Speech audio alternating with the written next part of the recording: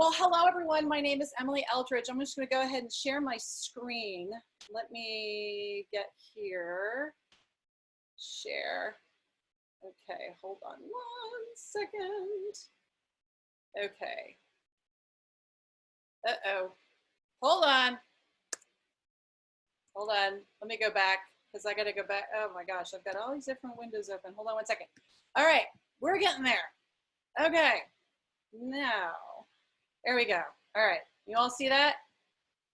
Okay, the new self-empowerment. All right, so the new self-empowerment, how to heal your wounds and reveal your wisdom. And as Omar and I were talking about, there's a lot of different people offering their wisdom and their innovations and, their expertise in this crazy time. And it is really exciting. And as I mentioned to him, really a lot of times, a lot of what we're dealing with too is a lot of emotional stuff. So I'm going to give you all a crash course in this work that I've been doing that I discovered, first just started discovering about 11 years ago, and I've been developing ever since. I think one of the surprising things is there is a lot of wisdom in our wounds, and that a lot of times wounds are something that we don't really want to deal with or don't really want to face. We're really good at finding distractions from those things that bother us on the inside, or, from things from our past, or, triggers and things like that. But at the same time, what I've discovered, and really what turned out to be my own salvation out of my own dark night of the soul and my own inner struggles, was actually turning towards that inner darkness, turning towards those wounds, turning towards those triggers, turning towards those things inside of me that I really didn't want to deal with, that freaked me out, that I didn't, want to think, oh, those aren't me. I don't want to be like that. I want to be happy, etc. But it was only by doing that that I really did discover that that's really where a lot of the salvation is, if you will. That's where a lot of the healing is. So, as I said, my work is called The New Self-Empowerment, How to Heal Your Wounds and Reveal Your Wisdom. Oh, there we go, sorry. Okay, so who am I? Let me just say really quickly, my name is Emily Eldredge. I am the founder of The New Self-Empowerment, which is the umbrella term I use for my work. And that involves the drawing out process, which is a process I created starting back in 2009, in which everything in my life fell apart. And I fell into a deep, dark night of the soul. I didn't know who I was. I didn't feel any sense of hope. In fact, I was actually deeply, deeply self-loathing, to the point where I almost wanted to end it all. And all these other techniques that I'd tried didn't help, but I was really determined. And it was wild, because at the time, even though I was in such a dark place, I kept seeing this image of myself feeling whole and at peace and free and happy and joyful and successful and all these things that I wanted to be. I didn't know how I was going to get there, but I knew that somehow or another I would. And so that's really, it was like that vision that I just kept getting that kept me going. And so it turned into the creation of this technique called the drawing out process, which is what I now do with people all over the world. And it's a really unique process, in which I literally invite people to draw out whatever it is they're struggling with. And it's not about artistry, it's simply about allowing your subconscious to speak. And subconscious speaks most directly through images, partly through words, but a lot through images. And so that's sort of the beginning of the drawing out process. I'll get more into that. But what's really cool about this process is it's what led me to discover even deeper truths about what's going on inside all of us, not just me. I mean, I really developed this work just to heal myself.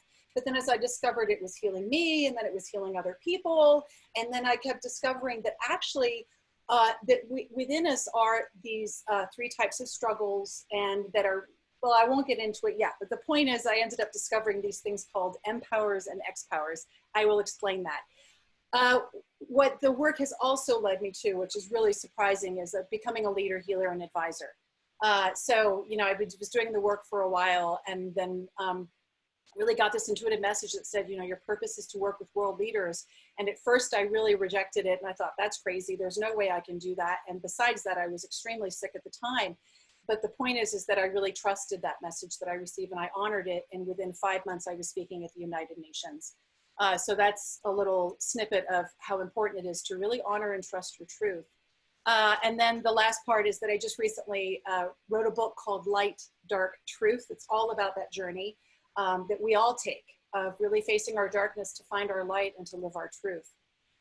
So, again, who am I? I've spoken at the United Nations, I've spoken at British Parliament, I've spoken in China, a lot of different countries. I've even spoken on Kurdish TV, Kurdistan. And then of course there's my TED Talk that's called The Truth About Inner Demons.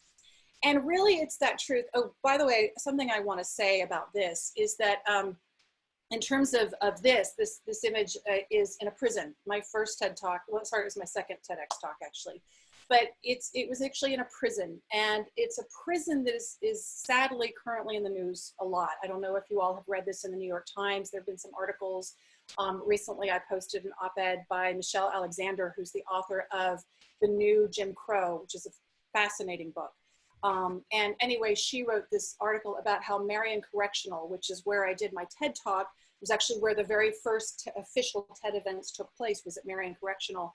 And that sadly, they have had a massive, massive outbreak of COVID. And I don't know what the numbers are exactly, but it's extremely sad for me because I actually know a lot of these guys really well. Because when we do go through the drawing out process, they reveal their deepest, darkest things. Which you might be surprised. You know, a lot of these guys are in there for, you know, some pretty intense crimes. And at the same time, what I find inside of those guys, the same thing I find inside of a lot of the rest of us. And that's what I'm going to explain to you all so that you can learn to recognize those parts inside of you and learn the truth about those. So the truth about inner demons. So here's what I've discovered. By the way, I don't call them inner demons. I call them EXPOWERs. I call them EXPOWERs for a couple of reasons. One of the main reasons is because they feel like, you know, it's like, I would imagine we all want to feel good. We want to feel peaceful. We want to feel whole. We want to feel empowered. We want to make a difference in the world or make money or whatever it is. Feel our own version of success. But the problem is we have these parts of us that get in the way. Yeah, right? I mean, we have external forces as well, but a lot of times really what gets in the way are those internal forces, those blocks, those wounds, those triggers, those blind spots, you know, the memories from our past, the traumas. And a lot of those are formed because of, you know, the traumas or because of maybe societal pressures. You know, for me, even being a woman, I grew up in an environment where, you know, I was very supportive of women. And yet I still absorbed, you know, messages that were all about dismissing how I feel and diminishing my own power. So we all carry these three types of EXPOWERs within us, these three types of inner struggles. I call them EXPOWERs because they feel like they work against our power. They feel like they're not a true reflection of who we are and who we want to be. So that's one reason why I call them EXPOWERs. You'll find out another reason why I call them EXPOWERs. So would you guys like to know what the three are? So the three types, I'll start with the first one. The first type, and again, I learned this through the drawing out process. I learned this through working on myself, but also working with my clients and discovering these patterns among these inner parts. So the first type is what I call inner controllers. These are named according to their basic MO. So controllers, their intention is to control us or a part of us. So a classic controller is an inner critic, right? Who here doesn't have an inner critic? That voice or that feeling that's telling you that you're not good enough, or you're stupid, or you don't know what you're doing, or you'll never succeed, et cetera, et cetera. So a voice like that often comes from a controller. It's a part of us that's trying to suppress us, or sometimes it's even trying to push us to succeed. But in one way or another, it's trying to control us or a part of us.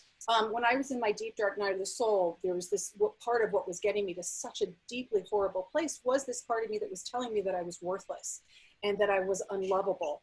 And that part of me that I discovered was what I would call now an inner controller. So the second type is what I call inner defenders. Now, these are the parts of us that are very defensive, protective. They want to set up boundaries and push people away. They can sometimes also try to protect us from our own pain, so they can be very dismissive of pain. What I notice that a defender is inside of me, sometimes I'll feel mine as like this flash of heat and anger and rage. So that could be an inner defender, because maybe it feels like I'm being threatened by something, or I am in danger of being hurt or feeling pain. So that's the second type. And then the final type is what I call wounded. And these are really at the core of all of this.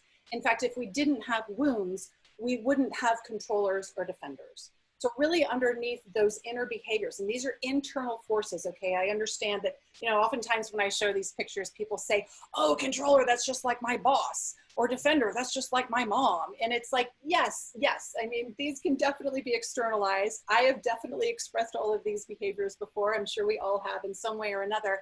But what I'm really talking about here is what's underneath all of that. What's really going on inside?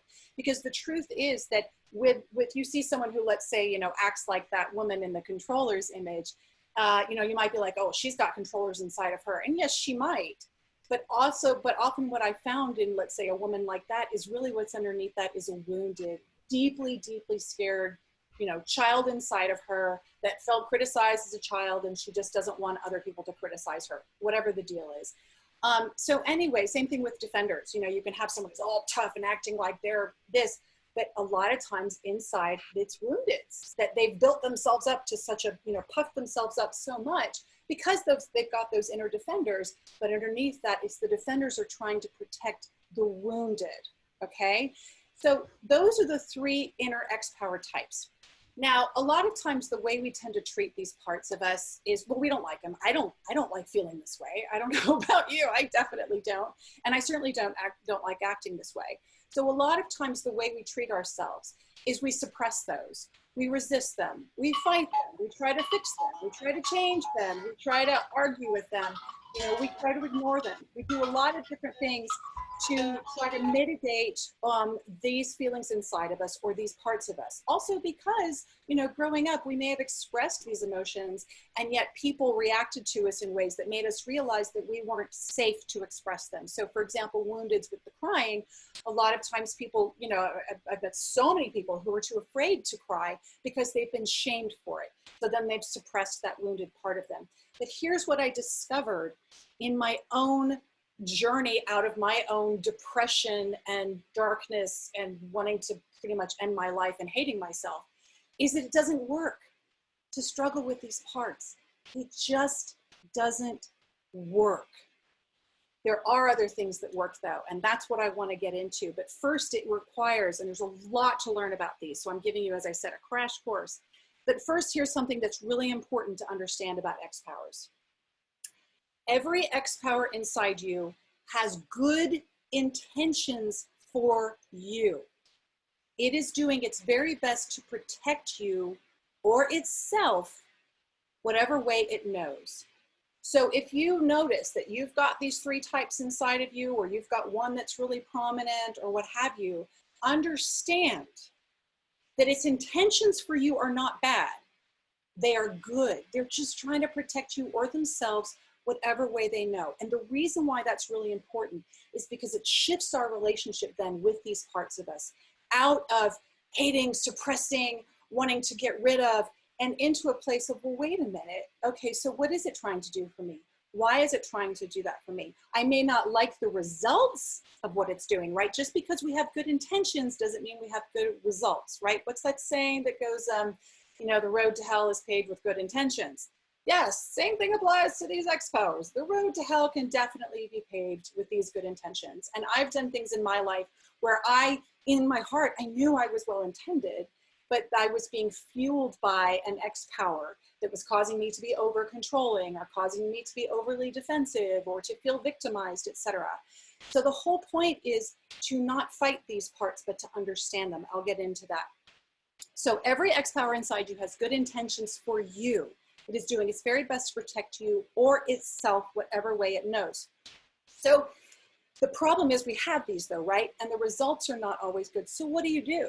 How can you heal these wounds inside so that rather than feeling like they're working against your power and against you, right? EXPOWERs, how can we get them to transform and work for us?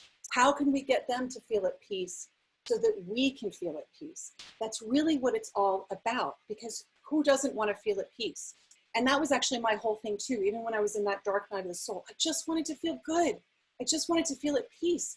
And what I discovered is not only have I felt more at peace, I feel more empowered, that inner peace is inner power. And power, I think, by the way, is a term that's been kind of distorted in what we've seen. To me, it's not about power over, it's about power with. power within these, between these parts within me, and having them work together, as opposed to there being one more dominant or suppressing or whatever than the other. So what is it that heals the controllers, defenders, and woundeds? How do we heal these parts of ourselves? So the drawing out process is the way to do it. But before we even get to that, I'm gonna give you 3 sort of magic ingredients, if you will. Almost like this is the approach, this is the attitude, this is sort of the broth through which, you know, you want to sort of deliver the steps of the drawing out process. Number 1, curiosity. Rather than fighting these parts of us. So let's say I've got an inner critic. Rather than fight it, what if I'm curious about it? What if I just turn towards it and I'm like, okay, so what's going on here? Okay, so I'm hearing this, I'm feeling this, it's making me feel terrible, you know, and just being curious about it. Curiosity is really important because it opens up space. It's also a drop in resistance. Resistance to those parts is what creates more of that war within us. So the way I see it, I call it the physics of emotion. We have an emotion that comes up and we try to push it down. All we're doing is creating more resistance and creating more pain and struggle. But instead, if we're sort of curious about it, we give it space and we kind of learn to understand it, which is the next one. When we're curious about these parts of us, we can come to understand them. And understanding includes like learning about the new self-empowerment and what I've discovered. This is like a shortcut for you guys. Honestly, it's like, here you go. I went through all that crap so you can learn a lot of this stuff a lot faster than I did. So understanding that these parts aren't trying to hurt you, they're just trying to protect you whatever way they know, right? And then understanding where that part of you came from, why it's behaving that way. Because oftentimes these parts of us behave that way because they learned that it protected us in one way or another, okay? That's why that inner critic does what it does. That's why that inner defender is doing what it does. That's why that wounded is curling away and feeling sad and scared, because at some point in your life, behaving that way or feeling that way did serve to protect you in one way or another. And then empathy. When we learn to understand these parts of us, then we can actually empathize. Here's the reality. These parts of us, that inner critic, those inner defenders, the wounded, all those parts of us that we have inside, they've been through SHIT with us. They've lived this stuff with us. They don't want to see us hurt either. They have seen us hurt. They don't want us to get hurt again. So there's some empathy there with sort of understanding, oh, okay. And also going, well, I get it. I hear that you're angry. I understand why you're angry. Yeah, it really did hurt when I experienced that. This is one of the things, these are some of the things that I actually do and the things I actually say to these inner EXPOWERs when I work with people doing the drawing out process. So these aren't necessarily the steps of the drawing out process, but again, the question is what heals them? Well, first you got to discover what's going on inside. What's at the root of your inner struggle? There may be multiple parts of you at the root of an old inner struggle. And then to draw that part out. As I said, drawing actually lets these parts speak in their own language, which is visual. It's not words, it's visual. And so drawing actually releases a lot more information and a lot more energy and emotion than just talking about how we feel. Dialoguing with those parts. That's something I do in the drawing out process. There's no hypnosis. It is super ridiculously easy. You literally name that part and I have a conversation with it and that part just speaks. I know it sounds crazy, but when you go through it, you get it. And then redirect. So basically it's almost like reprogramming a part of a computer. You know, you may have literally these EXPOWERs, or it's almost like they're programmed from a period in your past, and they're continuing to do the same job that they did in, 1984 when that kid, knocked you down on the playground, and they're still doing the same job. So they think that they're doing a good job. They think that what they're doing is working. So they're just going to keep doing it. So the redirect is almost like you're reprogramming and you're saying, hey, that's not helping me anymore. It's hurting me. I don't want you to do that anymore. And then helping them discover a new way of being, which is more loving and kind for you. So just so you can see, like, just for fun, these are some drawings of people who've been through the drawing out process. And like, this is what happens. And the reason why I'm showing you these images, to see this like screaming banshee here, who she goes to smiling and she's happy and she's creative and fun, or screaming little tantruming child to feeling held in a mother's arms, is because the point is these parts that we struggle with, we are not doomed to struggle with them. We're not. They can transform. They can heal. rather than working against us, they can work for us. They can empower us. So again, one of the other things I discovered through the work, through doing the drawing out process and working with these EXPOWERs, is actually what these EXPOWERs really, truly are. They are simply distorted forms, parts of what I call our 3 inner emPowers. So I'll just go through these really quickly because we're almost running out of time. Your 3 inner emPowers. Well, let me go back first. Let me just go back. So the defender is simply a part of you, or defenders are simply parts of your inner sovereign that have been distorted by fear and pain. So when they actually are basically healed of that fear and pain, healed of that trauma, healed of that experience, when they're heard, when they're validated, when they're honored, they transform back into what I call your inner sovereign. And the inner sovereign is the part of you that's wise, that has your sense of purpose and truth and direction. It's courageous. It holds your values. It knows your truth. It knows also what is right and wrong for you, independently of anyone else. The word sovereign itself means independent. It also means, you know, you think like a sovereign of a nation. Well, a king or a queen. So I think of a sovereign as almost like your inner king or queen. It's that very wise, intuitive part of you that knows. So then the controllers, those actually transform back into, usually, sometimes they transform back into some of the other ones, but usually into what I call your inner impresario. And the impresario is the part of us that is very left-brained, that's very practical and rational. It's all about survival. It wants to make sure you're taken care of, and you know that all the details are attended to. It likes to figure out things. It likes to fix things. So in business, you know, we use a lot of impresario. But one of the things I argue in my work is actually that it's not, business shouldn't be just about your inner impresario. It really needs to include all of the emPowers. And then the final emPower, the woundeds, end up transforming into your inner free spirit. And your inner free spirit is that childlike part of you, innocent, sweet, loving, creative, fun. It's all about pleasure and being free and enjoying life. And what I found is that, quite frankly, in most of us, especially those of us who are leaders and those of us who are in business, is we actually function too much on that inner impresario. You know, too much of that, this kind of thing. And we end up getting burned out because we're not honoring the free spirit. We're not honoring that inner sovereign as much. So the whole point is to honor all 3. It doesn't mean that you have exactly the same amount of all 3 inside you. We're all designed differently to live our truth, but it really is about honoring all 3 of those parts of you. And you'd be amazed how much wisdom is in there. So notice the title of my talk, you know, how to heal your wounds and discover your wisdom, reveal your wisdom. There is so much wisdom in your wounds. Problem is those wounds or those triggers, all those EXPOWERs, they're simply parts of your wisdom, parts of your power, parts of your truth that have just been temporarily distorted by pain and by fear. So instead, when we actually really recognize that and we honor these parts of us and we learn to work with them, that's when we discover that they're just parts of our emPowers. And that our emPowers, when we actually honor our emPowers, I have a very simple technique for that. That's what the drawing out process is all about. It's really just about healing those EXPOWERs, honoring your emPowers so that you can live your truth. Because your emPowers were divinely designed to empower you to live your truth. That's why I call them emPowers.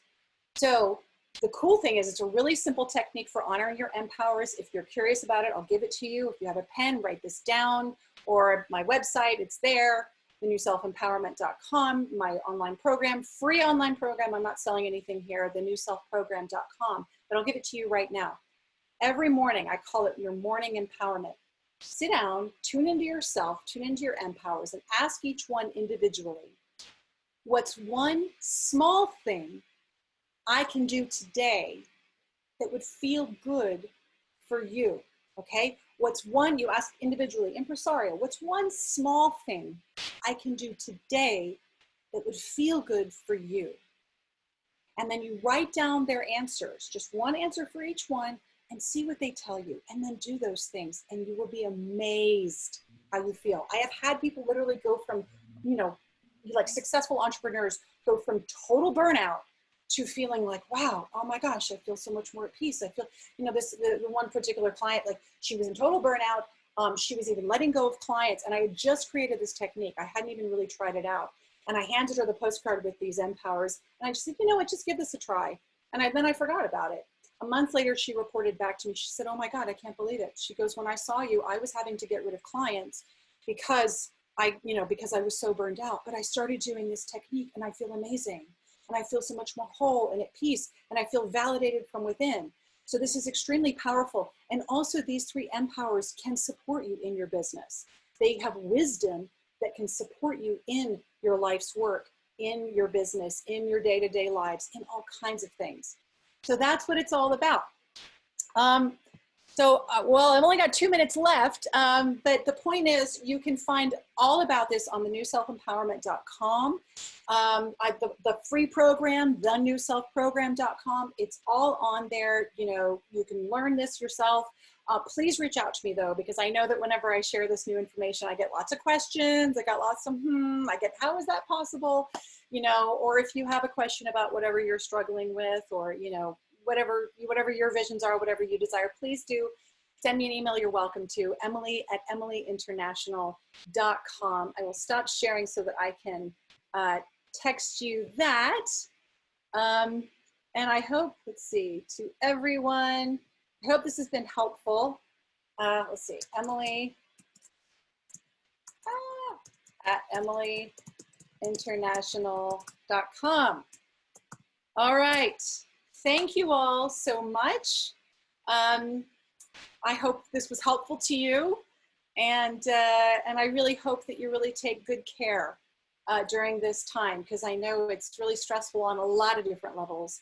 But as Omar and I were talking about, we were really talking about actually how this is also a really wonderful opportunity, though, for us to tune into ourselves and really get a sense of clarity and direction about who we are and who we're here to be, and really start living our truths in a higher and a deeper way than ever before. So thank you. 1 minute left. Hi, Celia. Bye, Celia. It's nice seeing all your pretty faces. Hi, pretty faces. Where is everybody from, by the way?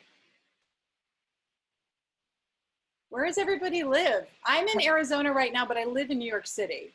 Oh, Seattle, nice. Oliver, are you next? Or no?